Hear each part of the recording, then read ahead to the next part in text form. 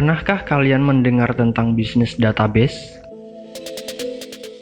Bisnis yang disebut-sebut dapat menghasilkan pendapatan dengan nilai fantastis, dengan modal yang sangat kecil. Sebenarnya, bisnis ini sudah lama ada sejak tahun 2013, namun pada saat itu bernama Pin Konveksi.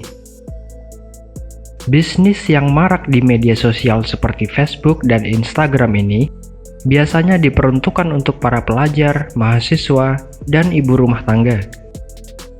Untuk meyakinkan banyak orang, biasanya penekanan yang digunakan oleh para pelaku bisnis ini adalah sebuah testimoni. Hanya bermodalkan kurang dari Rp100.000, kita dijanjikan mendapat keuntungan sampai dengan 2 juta per hari. Bagaimana orang-orang akan mengabaikan kesempatan ini, bukan? Jujur, saya juga tertarik jika menjalani bisnis yang hanya modal minim, tapi untung besar. Bagaimana skema bisnis database ini? Bisnis database ini sendiri merupakan transaksi jual-beli, di mana produk dalam bisnis ini berupa data, di mana dalam data tersebut terdapat informasi berupa nama, nomor HP, email, maupun alamat.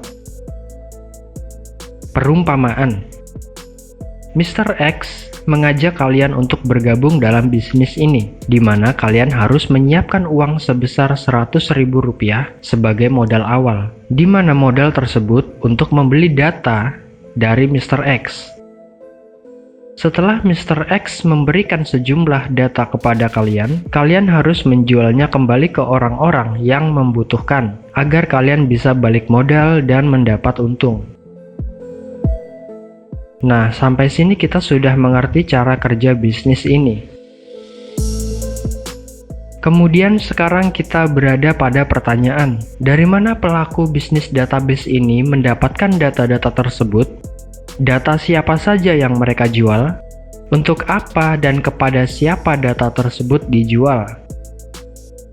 Baik, akan saya jawab satu persatu. Dari mana pelaku bisnis database ini mendapatkan data-data tersebut? Tentu saja dari penjual sebelumnya. Ini merupakan sebuah sistem rantai setan. Si A menjual data ke si B, kemudian si B harus menjualnya ke si C agar mendapat untung, kemudian si C juga harus menjual kembali ke si D. Begitu seterusnya. Data siapa saja yang mereka jual? Kebanyakan data-data ini merupakan info kontak sebuah vendor tangan pertama sampai kontak masyarakat biasa. Untuk apa data tersebut dijual? Tentu saja harapannya adalah untuk kepentingan pembeli. Dalam hal ini tergantung dari beberapa faktor si pembeli. Perumpamaan ke-1. Kalian merupakan seorang pemilik online shop, di mana produk yang kalian jual adalah sepatu. Kalian tentunya membutuhkan sebuah produsen sepatu. Harapannya agar kalian bisa menjadi tangan pertama yang membeli sepatu tersebut dengan harga yang lebih murah dan menjualnya dengan harga yang lebih mahal, agar kalian mendapatkan untung. Namun, kendalanya adalah kalian tidak memiliki satupun info kontak produsen sepatu. Lalu, apa yang harus kalian lakukan? Ya, tentu saja mencari info kontak produsen sepatu, bukan? Kemudian muncullah para pelaku bisnis ini menawarkan kalian data kontak produsen sepatu. Kalian yang kebetulan sedang membutuhkan pasti membeli data tersebut, bukan? Kemudian perumpamaan kedua, kalian memiliki usaha dan kalian harus mempromosikan usaha kalian agar lebih dikenal. Dalam hal ini kalian bisa saja mempromosikan lewat sosial media kalian. Namun, kalian pasti berpikir bahwa tidak mungkin kalian mempromosikan kepada orang yang itu-itu saja. Dalam artian hanya sebatas kepada jumlah follower kalian.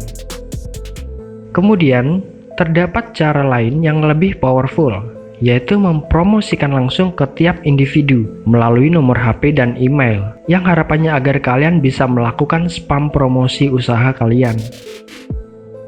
Kemudian muncullah para pelaku bisnis database ini menawarkan kalian data kontak calon customer. Kalian yang kebetulan sedang membutuhkan pasti dengan senang hati membelinya. Dari kedua perumpamaan tersebut, tentu saja tidak semua orang membutuhkan data-data ini, bukan? Maka dari itu, faktor tertentulah yang membuat orang mau menjual atau membeli data-data ini, seperti yang saya sebutkan tadi. Ini semua tergantung situasi dan kondisi, baik dari sisi penjual maupun pembeli. Lalu, bagaimana dengan kalian yang merupakan masyarakat biasa yang tidak terlalu membutuhkan data-data ini? Kalian sudah terlanjur bergabung dengan bisnis ini, kalian sudah terlanjur membeli data-data ini, tentu saja kalian rugi jika tidak menggunakannya, bukan? Mau tidak mau kalian akan berusaha menjualnya, dan kalian pun terjebak dalam rantai setan ini. Kemudian, muncul pertanyaan baru dalam poin ini. Yang ke-1, apakah data-data tersebut valid? Bisa saja data-data tersebut sudah tidak update. Dengan kata lain, data-data yang dijual ini merupakan data yang sudah tidak terpakai. Bagaimana menurut kalian jika kalian berada pada posisi pembeli? Di saat sudah terlanjur membeli dan ingin menggunakan data-data tersebut, ternyata datanya sudah tidak valid. Kemudian yang kedua, apakah orang-orang yang datanya disebarluaskan ini sudah mengizinkan? Dengan kata lain, apakah sudah mendapat izin dari pihak yang bersangkutan? Bagaimana perasaan kalian jika data-data kalianlah yang dijual si pelaku? Pernahkah kalian merasa tidak pernah menyebarluaskan nomor kalian, namun tiba-tiba ada SMS masuk tentang informasi yang tidak jelas, seperti menawarkan pinjaman dan lain-lain? Bocornya informasi kalian, atau bahkan kebanyakan dari kita semua, masih menjadi pertanyaan. Sekarang kita bahas tentang hukum dari bisnis database ini. Dalam pasal 26 ayat 1 Undang-Undang Nomor 19 Tahun 2016, dalam pemanfaatan teknologi informasi, perlindungan data pribadi merupakan salah satu bagian dari hak pribadi. Hak pribadi mengandung pengertian sebagai berikut. Hak pribadi merupakan hak untuk menikmati kehidupan pribadi dan bebas dari segala macam gangguan. Hak pribadi merupakan hak untuk dapat berkomunikasi dengan orang lain tanpa tindakan memata-matai. Hak pribadi merupakan hak untuk mengawasi akses informasi tentang kehidupan pribadi dan data seseorang.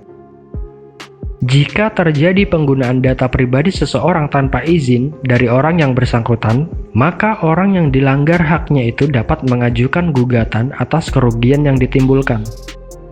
Dari pasal tersebut kita sudah mendapat gambaran, bukan? Para pelaku bisnis database ini seringkali menggunakan segala cara agar meyakinkan orang-orang agar mau bergabung. Dari membuat narasi sampai memelintir bunyi hukum sesuai kemauan mereka. Sekarang saya tanyakan kepada kalian, menurut kalian apa aset dari bisnis database ini? Buat kalian yang kuliah bisnis pasti sudah tahu, bukan? Yap, aset dari bisnis database ini adalah testimoni. Terkadang saya berpikir bahwa ini sangatlah lucu. Di saat aset dari Gojek merupakan seorang driver, yang mana adalah manusia asli yang terjun langsung ke jalanan untuk bekerja. Lalu, aset dari bisnis ini malah merupakan testimoni yang berupa screenshot dari chat, di mana testimoni tersebut juga masih harus dipertanyakan apakah asli atau hanya buatan. Melihat bahwa banyak sekali aplikasi fake chat yang ada di internet, maka tidak terlalu sulit untuk membuat testimoni. Mari kita lebih bijak lagi dalam mengambil keputusan. Bangun pola pikir yang serasional mungkin, dan jangan ragu untuk bertanya. Oke, sekian dulu pembahasan tentang bisnis database ini. Jika saya ada salah kata, saya memohon maaf sebesar-besarnya. Sampai jumpa di video berikutnya.